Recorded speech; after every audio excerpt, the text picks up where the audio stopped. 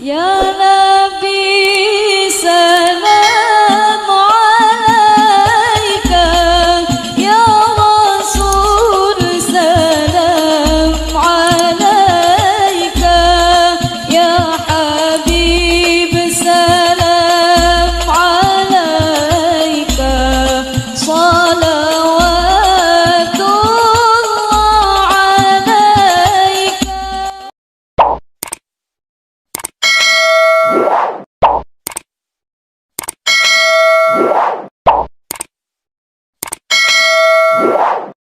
Bismillahirrahmanirrahim. Assalamualaikum warahmatullahi wabarakatuh. Alhamdulillahi wa kafa. Wassalatu wassalamu ala rasulillahil mustafa wa ala alihi wa sahbihi wa man wafa wa ba'd. Saudara-saudariku dimanapun Anda berada, semoga kita senantiasa dimuliakan dan diberkahi oleh Allah Subhanahu wa ta'ala. Setiap kita tentu berharap bahagia dalam menjalani kehidupan di dunia ini. Bahagia secara pribadi, bahagia menjalani kehidupan berkeluarga, dan bahagia pula menjalani kehidupan sosial dalam konteks bermasyarakat, berbangsa, bahkan bernegara. Allah Subhanahu wa ta'ala memberikan pedoman kepada kita yang mengantarkan pada kebahagiaan sejati dalam menjalani kehidupan yang ternyata bukan hanya di dunia semata, tapi di setiap tempat, ruang yang kita pijak, waktu yang kita lalui di dunia, di alam kubur, sampai kembali kepada Allah Subhanahu wa ta'ala di akhirat kelak. Di antara bentangan kebahagiaan yang diisyaratkan di dalam Al-Quran, yang menjadi firman Allah Subhanahu wa ta'ala dan juga pedoman kita berkehidupan, ada yang terkait dengan amalan atau perbuatan-perbuatan yang melahirkan kebahagiaan. Ada yang terkait dengan waktu-waktu yang potensial menghadirkan kebahagiaan. Dan ada pula tempat-tempat yang mendukung terwujudnya kebahagiaan. Bahkan menariknya, Al-Quran menyadarkan kita tentang kebahagiaan yang sejati, berpindah dari kebahagiaan relatif. Relatif tentu akan kembali kepada sosok-sosok dengan pengalaman-pengalaman tertentu yang membahagiakan. Bagi pemain sepak bola, mungkin kebahagiaan itu hadir saat ia bermain bola. Bagi seorang insinyur, mungkin kebahagiaan itu lahir ketika ia boleh mendesain bangunan tertentu sampai berwujud. Bagi seorang ilmuwan, kebahagiaan itu mungkin boleh jadi hadir ketika ia berhasil menemukan karya tertentu yang fenomenal. Kebahagiaan pada akhirnya akan menjadi relatif jika ditarik ke dalam teori-teori manusia, karena akan mengacu pada pengalaman dan latar belakang yang merasakannya. Maka Al-Quran mengajak kita beralih kepada kebahagiaan yang sejati, yang disiapkan oleh Allah pencipta kita semua. Apa saja amal yang kiranya akan mengantarkan kita kepada kebahagiaan. Allah Subhanahu wa ta'ala menariknya membuka Al-Quran pada detil rincian yang dimulai dari surah Al-Baqarah. Setelah menyampaikan intisari Al-Quran di Al-Fatihah, lalu merinci itu dengan detil pada surah-surah berikutnya. Di pembuka surah Al-Baqarah ayat 1 sampai dengan 5, Allah membentangkan kepada kita berbagai macam amalan yang sejatinya mengantarkan pada kebahagiaan yang hakiki. Di ayat 5 kita bisa baca, ulaika ala hudam mir rabbihim wa ulaika humul muflihun. Ada orang-orang yang mereka itu senantiasa dinaungi oleh Rabbnya, diberikan petunjuk oleh Allah Subhanahu wa ta'ala. Setiap berkehidupan Allah berikan bimbingan. Setiap beraktivitas Allah berikan petunjuk. Jika Anda dibimbing oleh mentor dan pimpinan saja, boleh jadi langkah kerja tugas Anda begitu mudah. Ada hamba yang dibimbing oleh Allah secara langsung, maka apa yang menjadikan sulit bagi Allah Subhanahu wa ta'ala? Rizki datang dengan mudah, pengetahuan datang dengan cepat, pun demikian aspek-aspek lain yang diharapkan. Dan semua itu wa ulaika humul muflihun, secara otomatis akan mengantarkan mereka pada peraih kebahagiaan yang sejati. Mereka itulah orang-orang yang berbahagia hakiki, kata Al-Quran.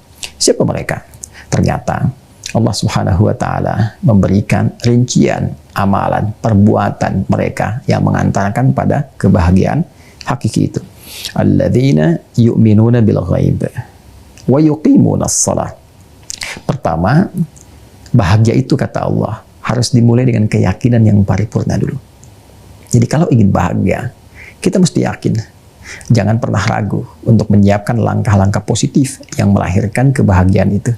Dan puncak keyakinan itu adalah ketangguhan kita untuk menautkan segala harapan, ketinggian cita-cita itu kepada Sang Pencipta, kepada Allah Subhanahu wa Ta'ala. Walaupun belum tampak dalam pandangan kita, gaib sifatnya, tapi karena kuat keyakinan kita, digantungkan keyakinan kita kepada seluruh ketetapannya, maka sikap positif itu adalah pengantar kebahagiaan yang sejati. Alladzina yu'minuna bil ghaib, yakin tanpa ragu sedikit pun dengan menekankan seluruh harapan kepada Allah Subhanahu wa Ta'ala, itu disebut dengan iman. Iman yang sejati itu akan memberikan jaminan pengantar pada kebahagiaan. Orang yang beriman disebut dengan mukmin. Jamaknya disebut dengan mukminun. Bahkan Allah menegaskan jaminan yang pertama ini di pembuka surah ke-23 dengan namanya surah orang-orang beriman, surah Al-Mu'minun di ayat yang pertama.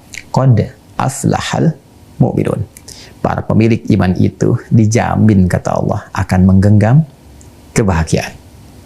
Lalu setelah dia yakin itu, bangun konektivitas. Jangan cukupkan pada keyakinan saja. Dekati Allahnya. Anda dekat dengan pimpinan, logis kita memiliki akses pada segala yang kiranya dikuasai oleh pemimpin itu.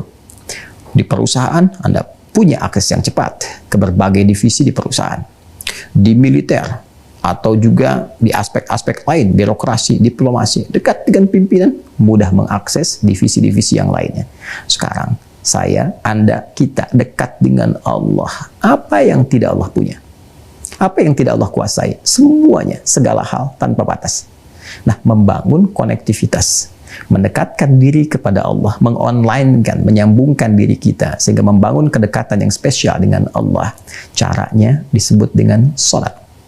Karena itu ibadahnya disebut dengan sholat, yang seakar pula dari turunan kata wasala, yasilu, silatan. Kemudian ada sholatan, yang secara bahasa bisa diartikan dengan doa. Tapi akar utamanya berarti sesuatu yang tersambung erat. Doa disebut dengan doa karena saat berdoa keadaan kita tersambung erat dengan Allah Subhanahu wa Ta'ala. Salat disebut dengan salat karena ibadah ini melatih diri kita tersambung erat dengan Allah Subhanahu wa Ta'ala. Karena itu semua isi dalam salat, baik perilaku, perkataan kita, baik itu berupa pergerakan kita, apa yang kita bacakan, semuanya membangun hubungan kedekatan dengan Allah. Diharapkan pasca salat, dengan itu kita menjadi terkoneksi dengan Allah. Orang-orang yang punya koneksi kuat dengan Allah, Al-Quran menjamin hidupnya cenderung bahagia. Wa mimma razaqnahum yunfiqun. Dan juga ternyata di antara perbuatan yang membahagiakan itu bisa berbagi. Masya Allah, berbagi itu mengantarkan kepada kebahagiaan. Berbagi pikiran, berbagi harta benda. Dalam konteks infak, harta benda, mungkin ada pakaian, mungkin ada makanan, mungkin ada uang. Anda jalan menjelang subuh, atau mungkin di siang hari, atau di sore hari, bertemu dengan berbagai kalangan yang mungkin Anda perhatikan, dia membutuhkan perhatian. Ketika Anda berikan dengan niat yang tulus, walaupun mungkin terlihat tidak seberapa, Rp10.000 atau berupa pakaian, tapi perhatikanlah bagaimana kata-kata mutiara itu mengalir di lisan mereka yang sangat bersih. Terima kasih Pak, terima kasih Bu, semoga Bapak disehatkan, Ibu diberikan rezeki yang melimpah, keluarganya diberkahi, terima kasih ya Pak Bu. pemberian yang mungkin Anda duga tidak seberapa itu, ternyata melahirkan untaian kata-kata mutiara yang membahagiakan.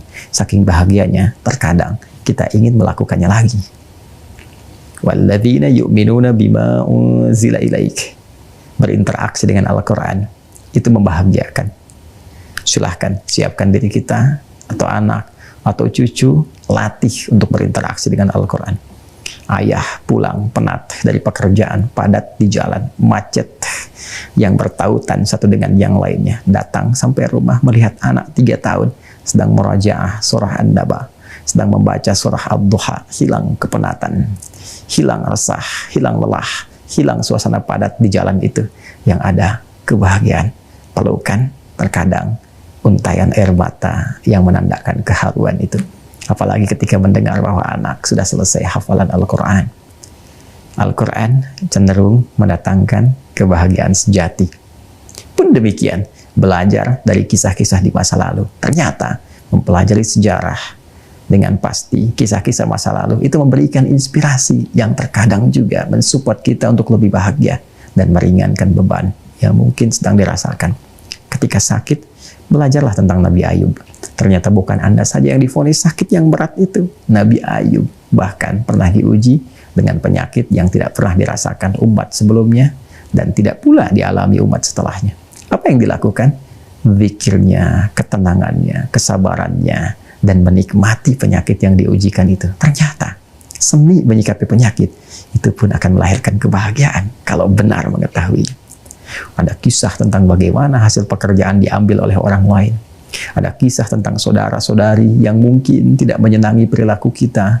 Ada kisah tentang bagaimana tantangan di sekitaran yang menghambat pekerjaan, menghadang jabatan, mengambil jerit payah yang telah dikreasikan. Semua pernah terjadi di masa lalu, menjadi inspirasi kepada kita untuk bersikap. Dan mungkin dengan mempelajari itu, meringankan beban dan cenderung melahirkan kebahagiaan.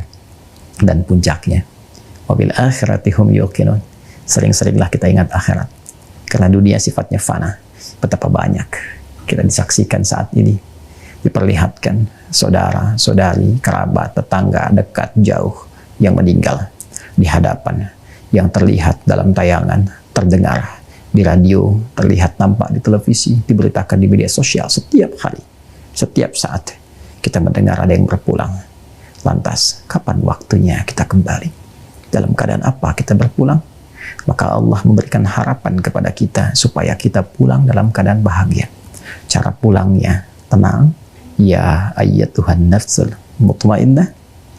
Di akhiratnya saat kembali ringan, hisaban yasira, dan tempat bernaungnya pun nyaman, mulia, enak dalam keabadian.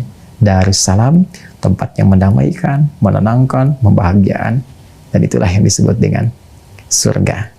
Orang-orang ini oleh Allah disebut dengan orang-orang bertakwa, al-muttaqin, yang mengambil pedoman kebahagiaannya dari Al-Quran dan petunjuk Nabi SAW. Karena itu, jangan pernah ragukan isi Al-Quran. Pelajari, dalami. Dzalikal kitabu la raiba fi hudal lil muttaqin. Al-Quran itu tidak seperti yang Anda gambarkan.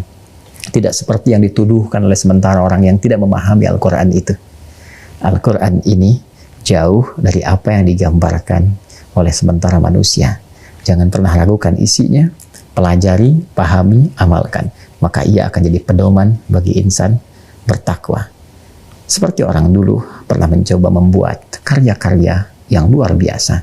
Sastra yang mereka tuliskan dengan alif, dengan lam, dengan mim, dengan ya, dengan sin, dengan ta, dengan ha, dan rangkaian huruf hijaiyah itu. Tapi tidak ada yang bisa menyaingi, menandingi, atau bahkan ingin mencoba menyamai Al-Quran. Mustahil dilakukan. Maka kebahagiaan sejati merujuklah kepada Al-Quran dan Sunnah Nabi. Pedoman bahagia dalam Al-Quran dan Sunnah. Semoga bermanfaat. Assalamualaikum warahmatullahi wabarakatuh.